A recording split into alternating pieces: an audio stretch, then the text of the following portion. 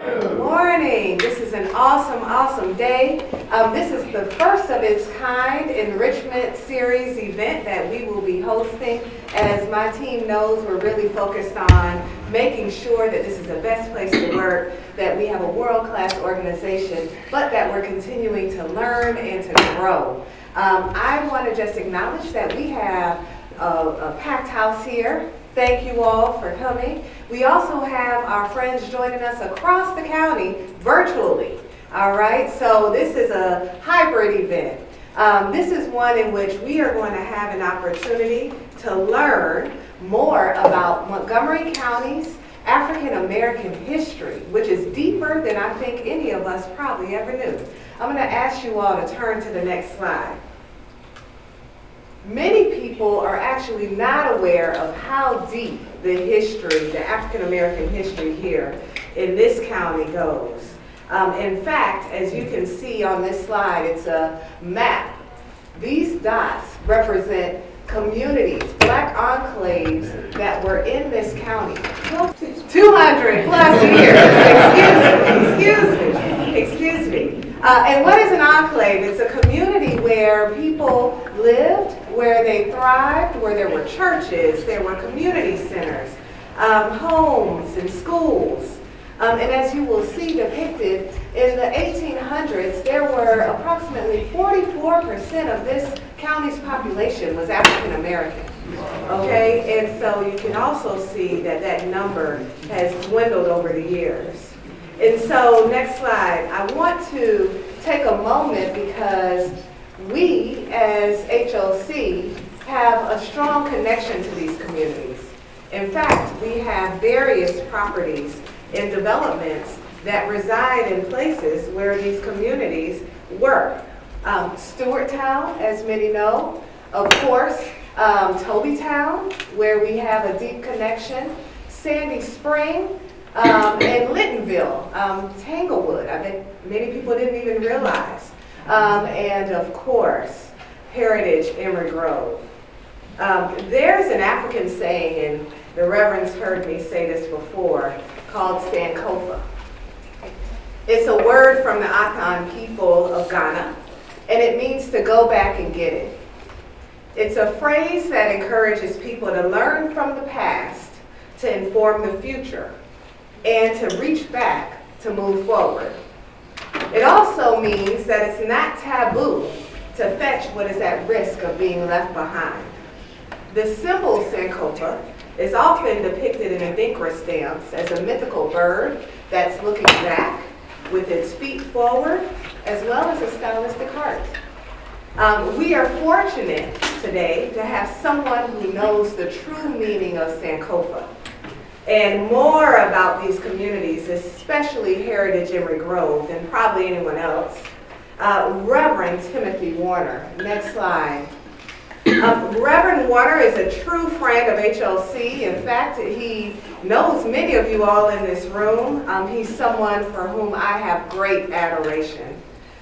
He was called into the gospel ministry many years ago while serving as deacon at Mount Calvary Baptist Church of Rockville, Maryland, later ordained in 2003. What most don't know is he's a trained scientist, a bacterial geneticist, and enjoyed a productive career in the pharmaceutical research and development space before committing full-time to ministry. He's multi-talented. And he served in many roles throughout this region, uplifting communities, and for the last decade has served as the senior pastor of Emory Grove United Methodist Church in Gaithersburg, Maryland. He also serves as the Director of Community Development for Habitat for Humanity of Metro Maryland, where he helps to engage faith communities in the justice ministry of affordable housing in Montgomery County and Prince George's counties, particularly in marginalized foundational African American communities. He is the founder of Heritage Emory Grove Community Development Corporation, which is a leading partnership to redevelop the historical Emory Grove community, something that we will learn about today and that is definitely a strong priority for HOC. I introduce Reverend Warner to you now. Let's give him a warm welcome.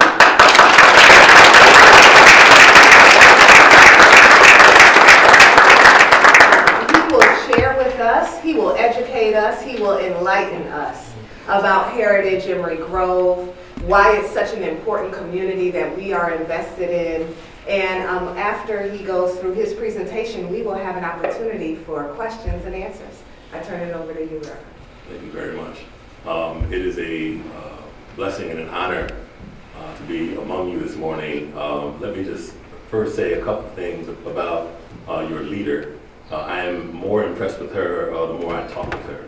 And that she, as a leader of this organization during Black History Month, would focus on ensuring that you understand the depth of the history of Black history in this county that really is Montgomery County history is a testament to her visionary leadership. So the second thing I'll say about her is that she has almost embarrassed me with all this effusive praise. I'm someone who's just lived in Montgomery County long enough to be known by a bunch of people. And I happen to pastor a church that was really at the center of this. And in order to help get the ministry work done at Emory Grove, and we'll say more about this later, I've had to immerse myself in its history. I'm a transplant. I'm an interloper in that community from Philadelphia. And I've come to know the stories over 11 years of ministry at that place about the foundational nature of the Emory Grove community and what it has meant to Montgomery County. And so I'll talk to you about that today. I'm not the world's best expert on the history of Emory Grove. The people who are there are the best experts. And we'll have many opportunities for you to come and meet them. Some of you are in and around that community and already know something about those people. So about me, I'm working very hard at 3 jobs, all focused on the same thing. I believe housing is foundational to any community.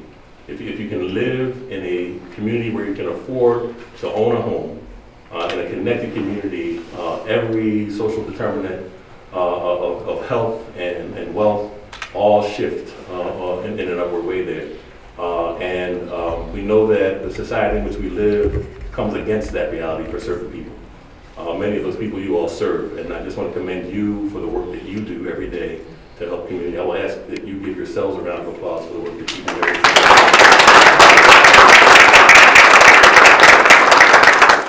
So there is a history in housing called redlining. Many of you have heard about it, but it means restricting access to housing based on what you look like, racial composition. And it is a part of what we call structural racism, this idea that the institutions that seek to serve our community lined up to contain the community and to make real a systemic reality of control and discrimination. In short, what it meant is, if you look like many of us in this room, there are only certain places you can own a home, only certain places you could live.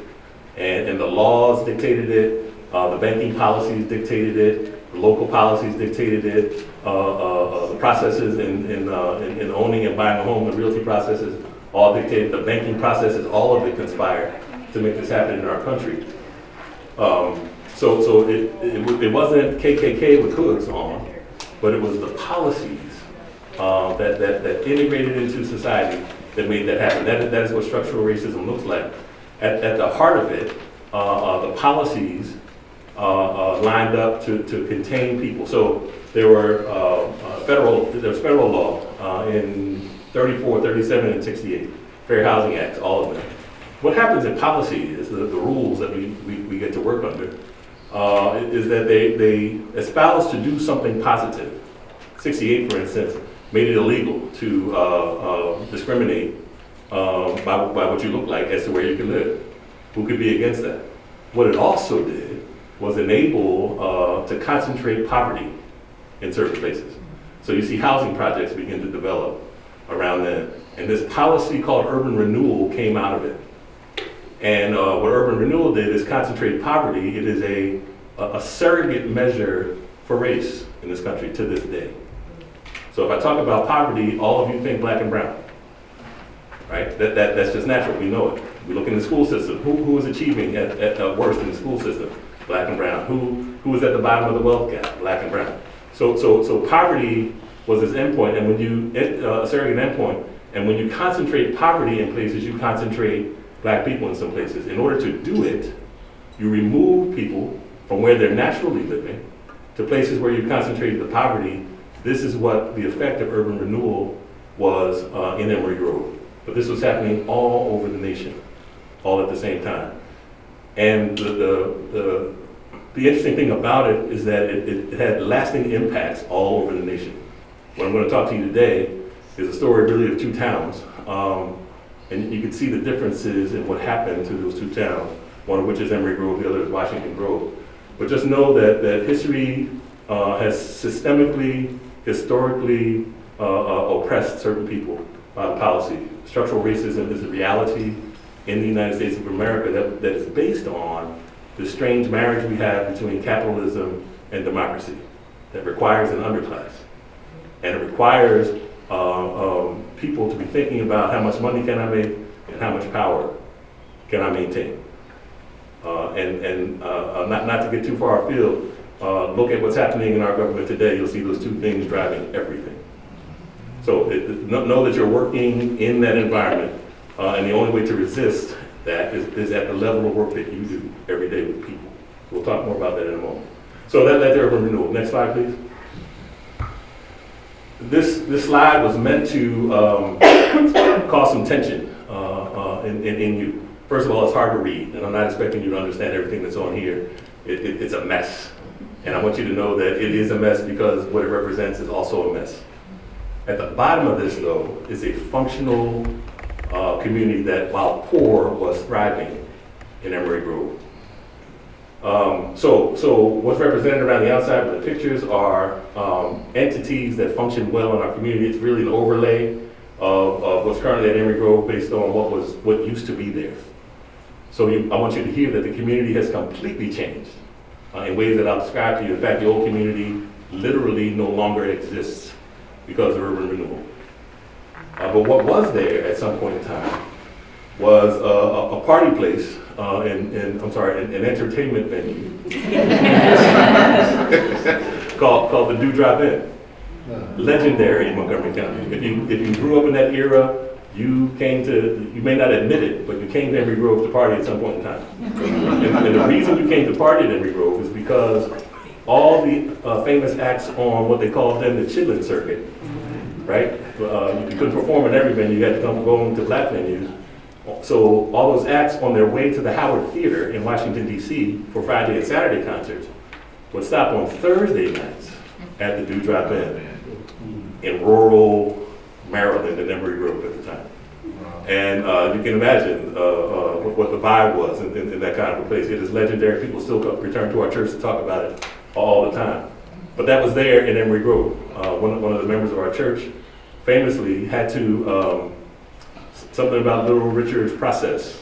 All black people in the room know what I'm talking about. Wasn't quite right, and she was a hairdresser in Emory Grove. She had to get Little Richard's hair right before the performance on a Thursday night. So I still hear about these. These are the kind of things I hear about in our church. What was also there was a market, Tyler's Little Market. So a place to shop was there. There was a cobbler, someone who made shoes. There was a doctor there. There was a school there, a one-room schoolhouse that was there. The church was really founded out of this community in 1874, and it is the only thing left standing there at Emory Grove. There's a family there whose father famously wanted to have his entire extended family living in the same house. And they built it on the lower right, something called the Big House. This was a Taylor family residence. So this man who was not a builder, but a worker, I can't remember just where, literally on his time off would gather materials and build an 18-room house so that his entire extended family could live there. So people who attend our congregation literally lived in that house down there on the right. It was the tallest house in Emory Grove. There was a a lodge that had a building there where people met, particularly men for fellowship. But what it also became is an informal bank. People don't understand the economic reality of living in a town like this. No white bank would do business with you. And so they had to find a way to lend money within the community that functioned at the lodge. All of this was going on there. The ice cream parlor, the hairdresser, all of it was there. And there were, of particular note, were a couple of famous businessmen. One was the one who owned the Dewdrop Inn.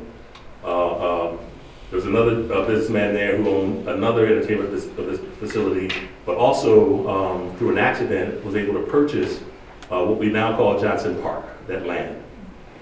And what he did was lease it to the church to do camp meetings. Our church was founded in the Great Methodist Camp Meeting movement, where people would go out into rural areas to come and to fellowship and to pray and to preach and to evangelize and also to have fun. And so the Emory Grove Camp Meeting was the largest African American camp meeting in the Mid-Atlantic for nearly a century. Wow. And most people in Montgomery County don't even know that it ever existed at this point. The people who now live in Emory Grove never heard of camp meeting and don't even understand that there was a community before the current Emory Grove that had an identity and connections the way it does. So these are kinship communities that are foundational for the surrounding areas. In fact, Gaithersburg City would never have become what it is today unless the people at Emory Grove were doing the work to support it.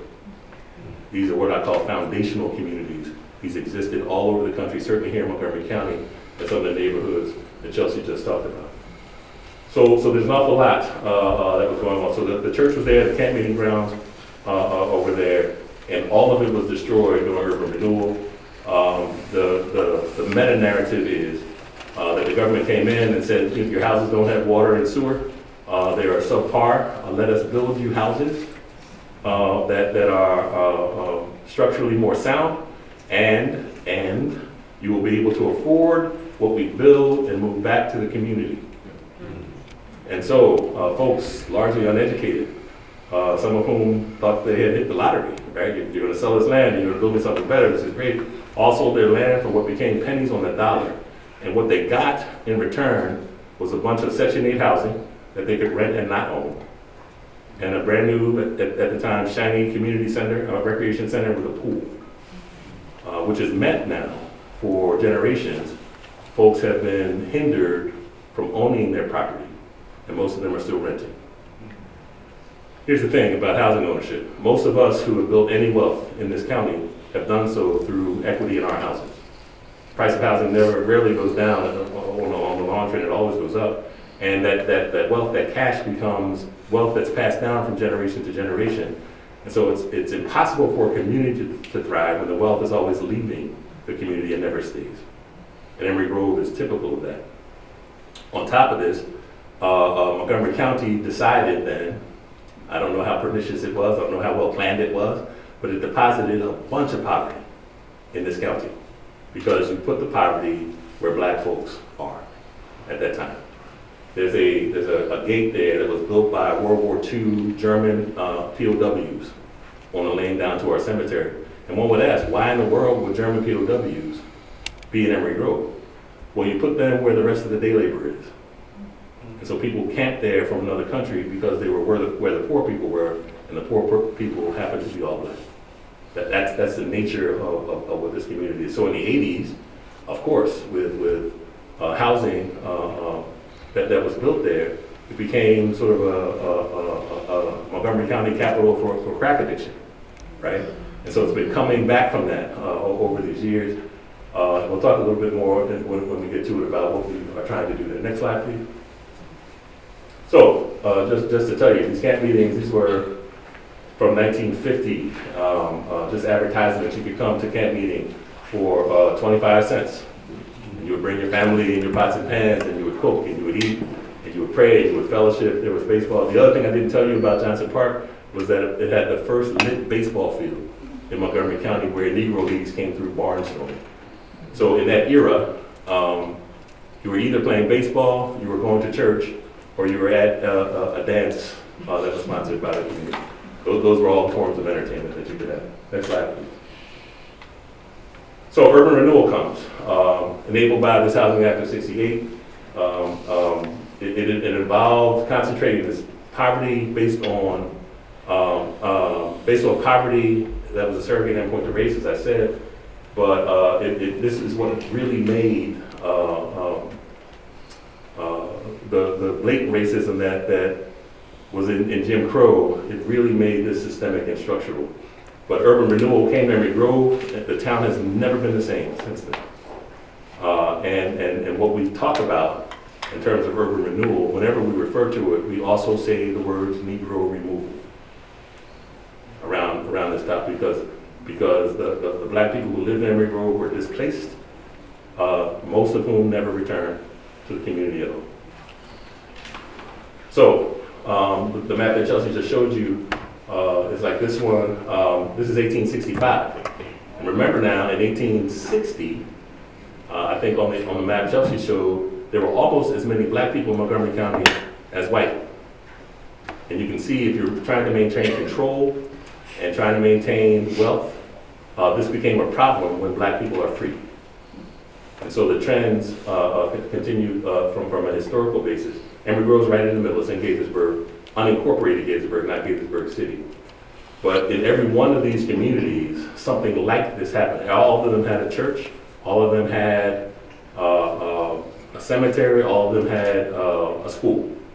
So there was some life there at some point in time. Some of these places I still have never heard of because the community has been gone for so long. Others, we have the potential to rebuild and do some good work, and we'll talk a little bit about that in a moment. Next slide, please. So at the time, during the Great Camp Meeting movement, Methodists were leading the charge in this. Wealthy white Methodists from Washington, D.C. came north on the B&O Railroad because they wanted some place to have camp meeting. For whatever reason, from the documents that I read, somebody determined that the woods in Gaithersburg had fewer mosquitoes. And so they wound up in a place called Washington Grove, directly on the Washington Grove stop of the B&O Railroad. The train station is still there to this day. And a camp meeting started there. And the short message is that this camp meeting eventually evolved into what is now an incorporated town with a mayor and a town council and a commercial corner and very tightly restricted lifestyle. I'll tell you why it was restricted in a moment. That some people could get in and some people could not. And based on the value of nature. And so on their website, you can log on to this today and see it, one of the town's mayors referred to, and I love to read this, a town within a forest, an oasis of tranquility and rustic jewel in the diadem of the great free state of Maryland. It's as true today as it was yesterday. The first non-white person owned property in Washington Grove in 2002. It was established in 1874. So here's the story. In Emery Grove, slaves acquired the land. Camp meeting started in 71. B&O Railroad came to town from DC in 72. By 73, the camp meeting started in Emery Grove. And in 1874, our church was established. And in 1874, the camp meeting got established and chartered in Washington Grove. It's literally a half a mile away. Same air, same food, same water, same everything. One was intentionally from the beginning black, and the other one was intentionally from the beginning white, and never the twain should meet. And I just want to highlight here that the racism was perpetrated by the church, right, and not by the politicians. But the reality is that they were the same people. So by the 90s, these real or imagined fears, and this is documented in some of the historical records from Washington Grove, created problems between the communities. In other words, the white people and the black people never could get along based on the relationships that they had. As you would expect, the people in Emery Grove served the people in Washington Grove. There was a power dynamic, and the folks in Washington Grove behaved that way. So a caretaker that was on the land got jailed apparently for stealing, never really been proven. By 92, by 95, the case got dismissed. Notice that there are 13 years, 3 years in this, where he was arrested without a cause, but he still stayed in jail. 1897, the Washington Grove Kent meeting closed their gates so that the more popular, larger Kent meeting in Emory Grove down the street would not thrive, because people had to get off the bus, the train station, and walk through Washington Grove to get to Emory Grove. And so they didn't want black people walking through their neighborhood. So people had to walk around in their Sunday best coming to camp meeting. Eventually, Jesse Lancaster gets released. So out of that camp meeting, the church was founded in Washington Grove. In 13, documented, the mayor of the town was seen in a minstrel show in blackface. So the attitudes are very clear. Just as a national context, Birth of a Nation, has anyone seen that? Came out in 15 under Woodrow Wilson, the great white story about white power over black people, right? But that's in 1950. It's just around this time. By the way, before 1900, there was a lynching, the third lynching that we know of in Montgomery County happened. Money was raised in Emory Grove to help him with his legal fees. But before the legal fees could be applied, people broke into the jail and took him out and lynched him. He was a local person with connections to Emory Grove. So, and it becomes the town of Washington Grove in 1937, right in the heart of Jim Crow. So all of this is happening in the history. Next slide, please. So when they built the town, they began to disperse the land based on this reality. We do not want any non-white people here. And so we enact a policy so that it can never happen. So this policy was developed to run with the land for perpetuity. And I have to read this so that we can hear it. That whereas the death rate of persons of African descent is much greater than the death rate of persons of white race and affects injuriously the health of the town and village communities, and as the permanent location of persons of African descent in such places as owners or tenants constitute an irreparable injury to the value and usefulness of real estate in the interest of public health, and to prevent irreparable injury to the grantor or its successors and assigns, the owners of adjacent real estate, the grantees, their heirs and assigns, hereby covenant and agree with the grantor, its successors and assigns, that they will not sell, convey, or rent the premises hereby conveyed, the whole or any part thereof, or any structure thereon, to any person of African descent. If you could buy a house, which you could, this would be on the deed. It was thinly veiled, but very explicit in what it did. And this is what caused no one of color to be able to purchase a house in this community from 1937 to 2002. Next to Gaithersburg City, which is widely acclaimed as the most multiracial place, multicultural place in America today. How is this possible? Because of the structurally racist codes they put on. If you own a house today in Washington Grove, this rides with your deed, and you have to pay to get this removed. Although it's not been enforceable since maybe 68, maybe even before. But it's still on your deed. It's a covenant that rides with your deed. This is how Washington Grove became Washington Grove, and Emory Grove stayed Emory Grove. And I will add, and this is important for your work, studies have been done by planning that in the southern part, they only analyze the southern part of our county, but some 43% of the communities that we know got to be what they are because of racially restrictive covenants like this. So Chevy Chase is Chevy Chase because of this. Potomac is what it is because of this. So you see the effects and the long-term effects. So what is created is a housing gap. So a home ownership gap exists between whites and black and brown people, which because of the equity problem and the ability to transfer wealth feeds into a wealth gap that is massive. And this is a national problem, not just a local problem. So everything we do is tied to property values, and the net worth of whites nationally is more than 16 times that of black people. These are current data. So anyway, know that these exist. These are problems that we are seeking to solve as we do development. Know that these are problems that you are seeking to solve as an agency here. So that your work every day is leading to closing these gaps. And I'm thankful that you've got a leader who stays focused on this and not just turning the crank to put people in houses. So this is what remains of Emory Grove. This is the well pump head of the well, all the property of a woman by the name of Mrs. Braxton, who was a communion steward at Emory Grove Church.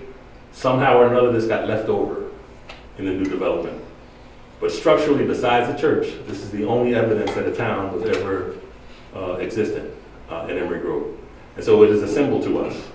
Our job is to dig new wells there, right? To figure out a way to revive the life, the connection, the community that was once there. So we're envisioning at the church a new future.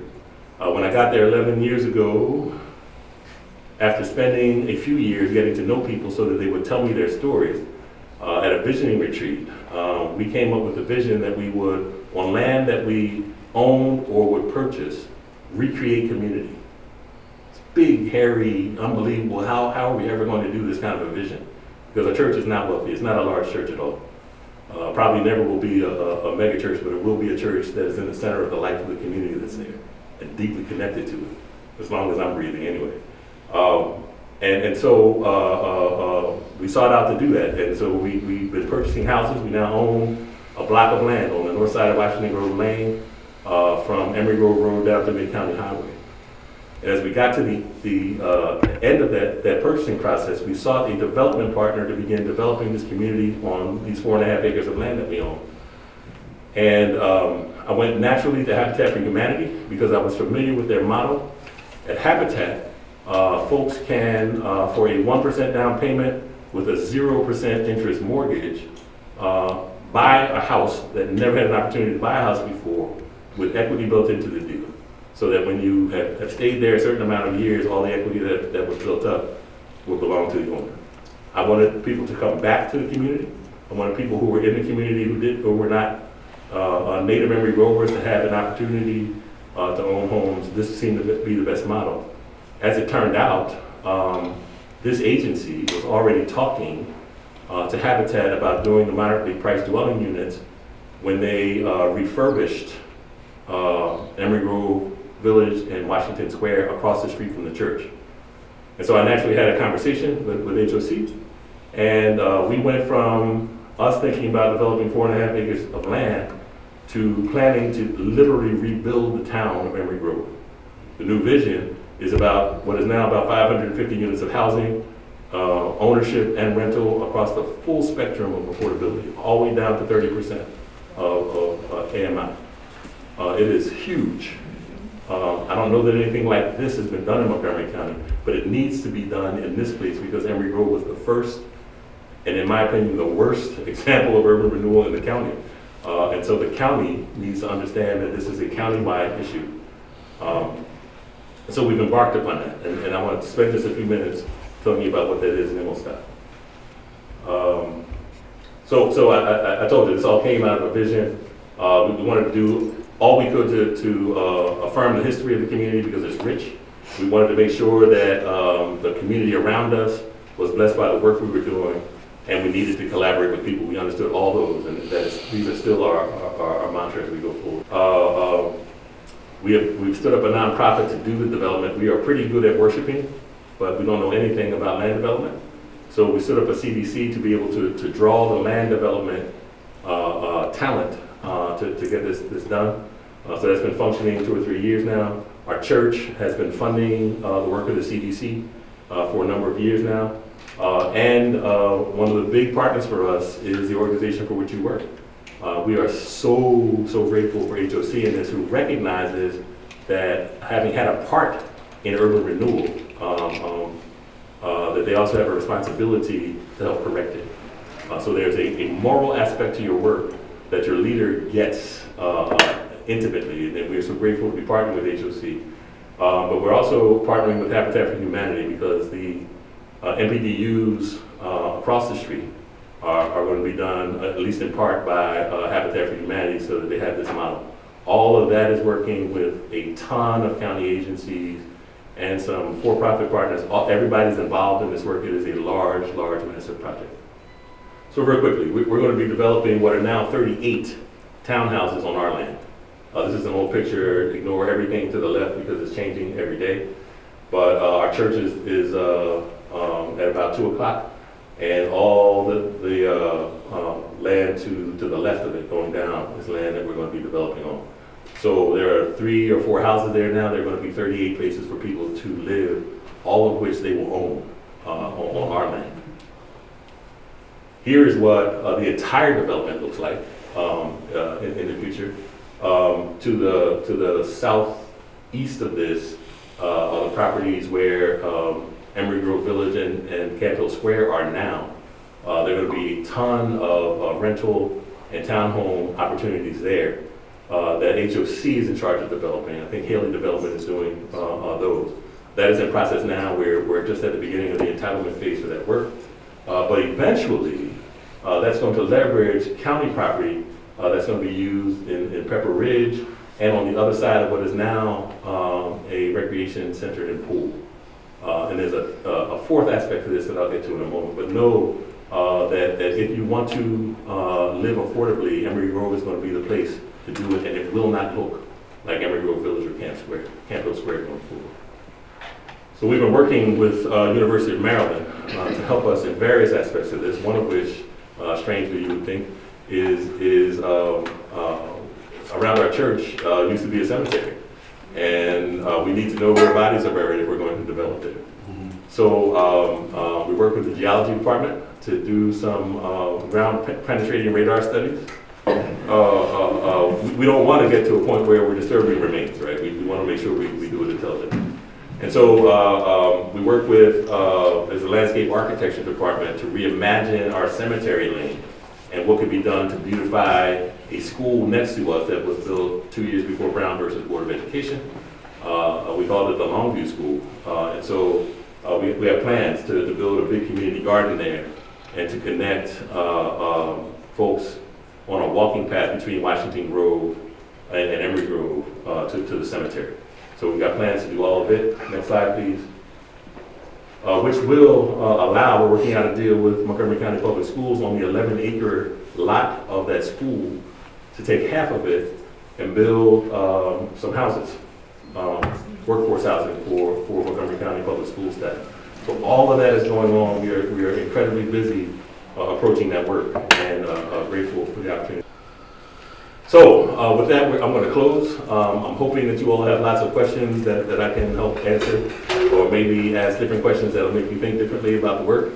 But it has been an absolute pleasure to have been given the opportunity to present to you today. So thank you.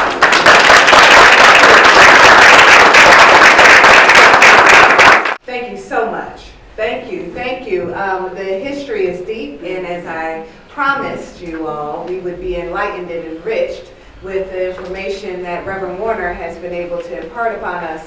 I want to open up the floor for questions. We're going to kind of do this 2 ways. If you have questions in the room, raise your hand, and then I'll kind of take a pause and allow our virtual viewers to ask questions as well. So let's see if there are any questions that we have. Hi, my name is Mary Ellison. I'm community aide for HOC Resident Services. One of my questions is, I think you mentioned the Taylors were one of the descendants. Were they the only ones that the original descendants of Emory Grove? No, there are, as far back as we can trace, in living, owning property in the community, there are 58 families, and I'll tell you why we even know that. But they were among many. It wasn't just one family. But I can say they are the largest family for sure. 5 generations of Taylors still worship at our church. And I do remember one more. You remember the Duvall? I do. That's one family. Okay. And the second one, the well that was up on the screen, where is that actually located now? Across the street from the church on the Emory Grove roadside. So just west of the recreation center, under a grove of trees. You've probably driven by it 1,000 times and never noticed it, but it's right there. Oh, okay. I have one more question. Ask on, Mary has a deep history, by the way, to Montgomery County. And the baseball field, because we worked there, quite a few of this HOC staff years and years ago, even now still at Washington Square and Emory Grove Center when it was there. That baseball field, what are they, you know what they're planning on doing with that? We do. Not many know that a World Series winning professional baseball player by the name of Milt Thompson learned how to play baseball on that field. And every major baseball player, white or black, in Montgomery County played on that field because that was the place to be to play baseball. It was a hardball field at the time in a small stadium, actually, with seating. It had dugouts and lights, and seating was across a berm that is sort of to the right of the field. But that field is going to be restored so that we can use it to grow relationships in the community through Little League Baseball. And we hope there is a simmering debate with our partners at Montgomery County Parks as to whether and how we can put lights there. But we hope it will be restored to its original condition with lights on that field. We've got some engagement work to do with the neighbors who live very near. Stephanie, stand up. Let's hear your question. Okay. My question is, do you all foresee any impact on timelines in terms of plans, considering the new administration? Yeah. It was such a good morning.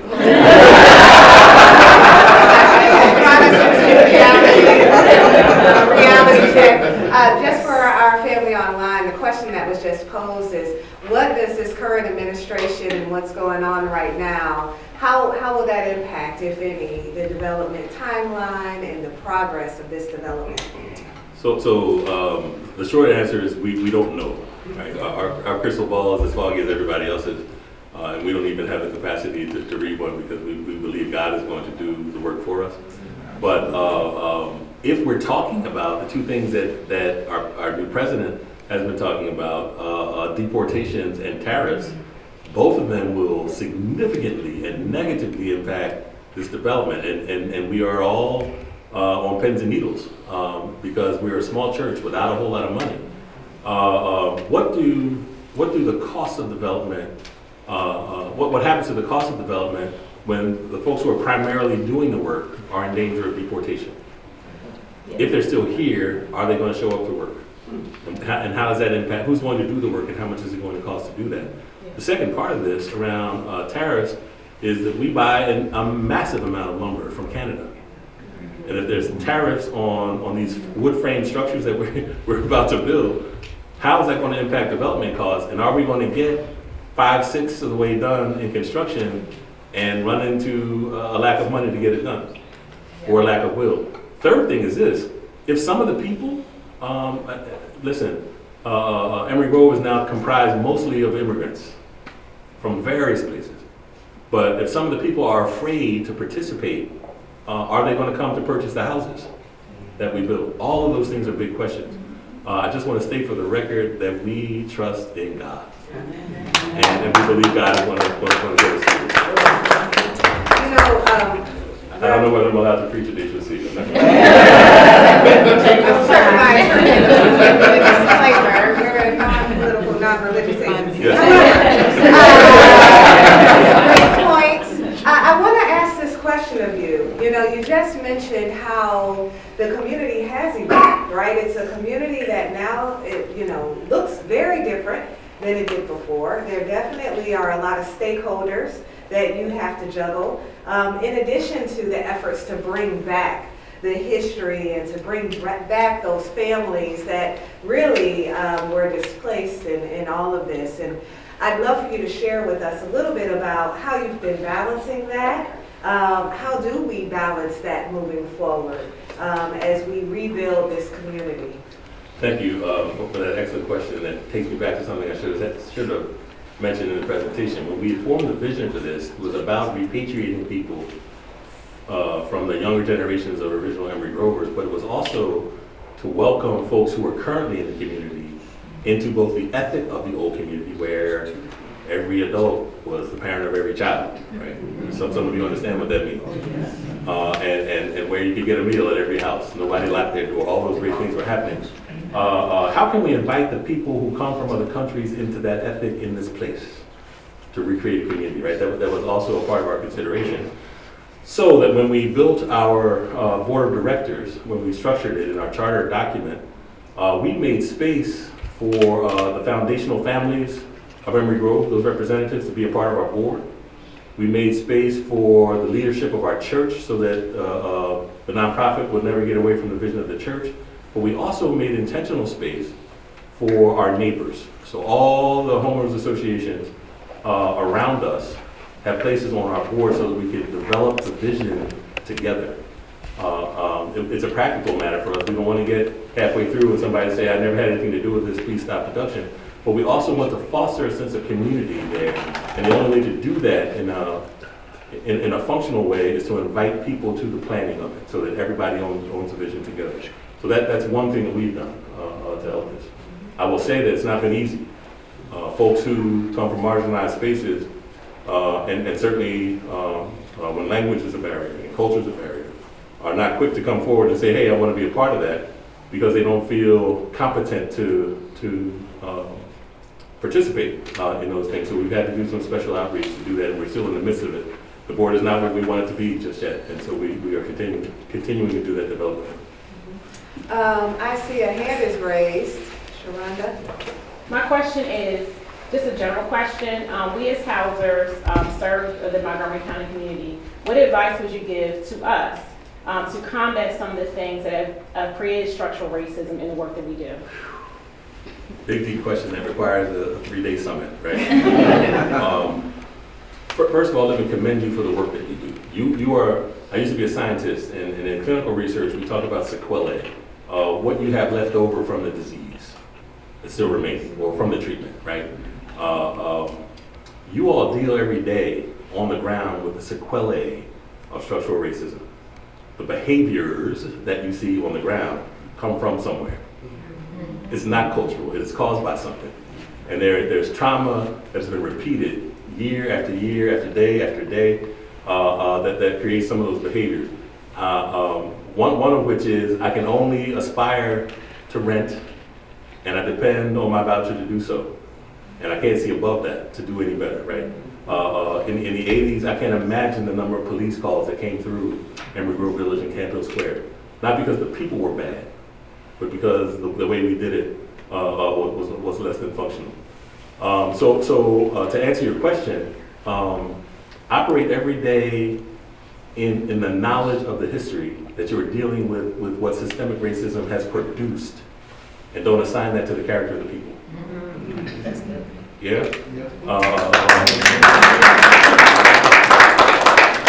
The second is help people find their voice to advocate for themselves. The most effective advocates for change in policy are the people who are disproportionately negatively affected by it. You can't speak their voice for them, but you can enable them to make their voices heard. So I would hope, and Chelsea sitting next to me, we've not talked about this, but I would hope HOC somehow could begin planting the seeds of community organizing in the communities that you serve. And that happens from the ground up. So those are two things I can mention off the top of my head. Let's have a conference about that. I like that. Yeah, in fact, one of the things that I'm hopeful that the team knows, within the last year, we stood up our first in a very long time resident advisory board. And in fact, when we went out to do the elections, there were hundreds of applicants for the board. It's a very vibrant board that represents residents and voucher holders and stakeholders, and they meet on a monthly basis. They provide their feedback to our policies, and they accompanied me and the rest of the team just this week to go to Annapolis to do lobbying on our behalf as it pertains to talking to legislators about affordable housing. So we are lifting up the voices of those that we serve, and definitely they are the loudest and most relevant voice in the room.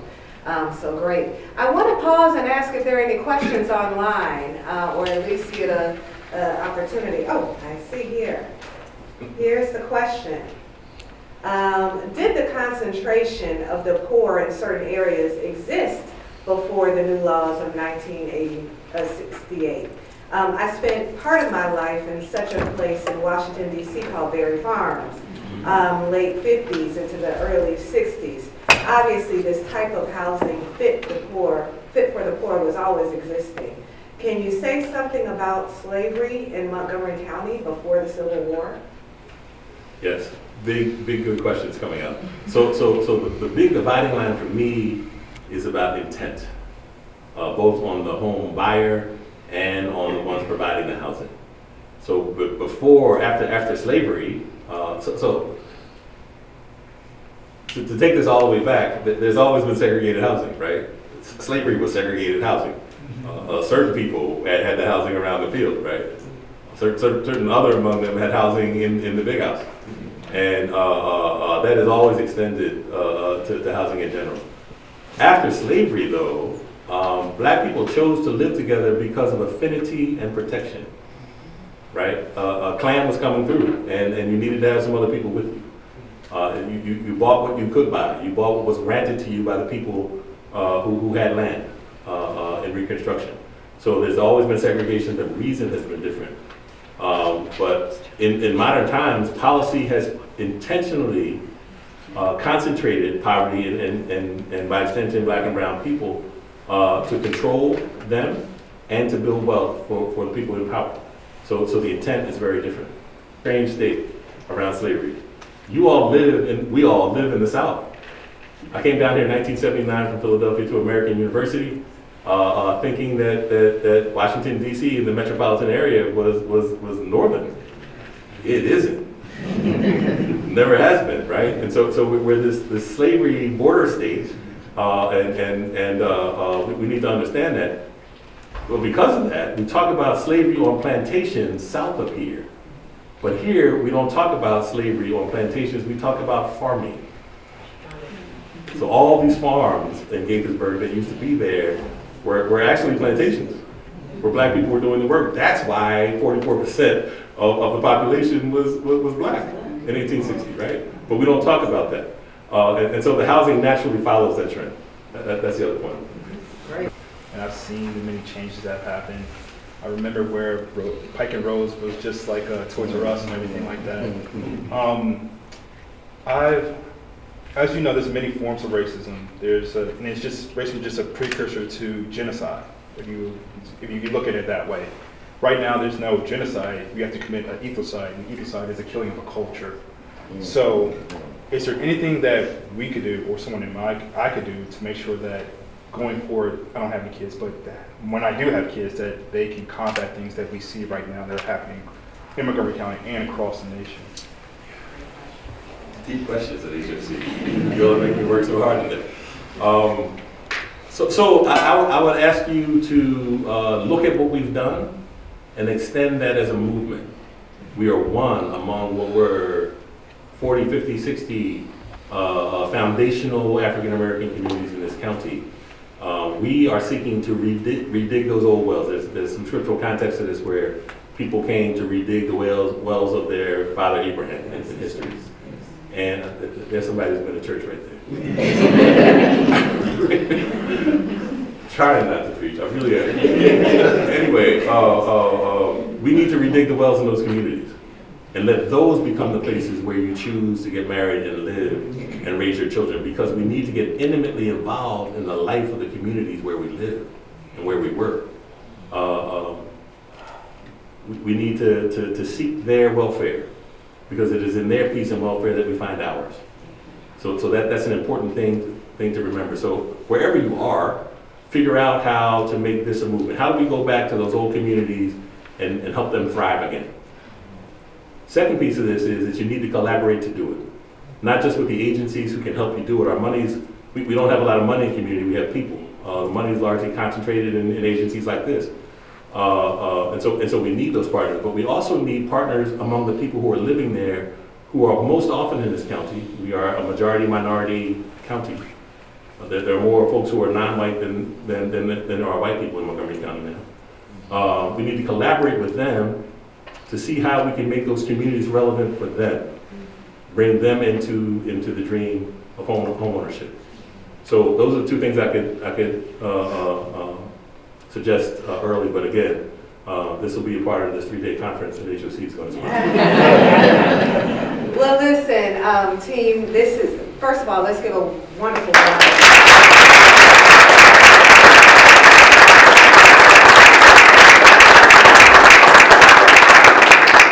This has been absolutely remarkable, and I just want to acknowledge that the team, and I've talked to you a little bit about the folks that work at HOC, that we have almost 400 employees all across this beautiful county in so many different capacities that have dedicated their life to public service, especially now at a time where it is needed most, and where we always have to feel connected to the mission so that we can continue to feel as though we're fulfilled in the work that we do. And so you have no idea how your contribution towards reminding us about the importance of the work we do will impact each and every one of us. And to the team that's online, the team that's in the room, I'm hoping that in addition to walking away with this educational experience, this enlightenment experience, you're having an aha moment and thinking about how you connect to each of the work and the different aspects of what we do, from development to vouchers to resident services to home ownership, all of the ways in which we support these communities. And so thank you for joining us. Thank you for being a part of this moment. There's more to come in the future in terms of additional enrichment activities for us all. But let's give yet another round of applause.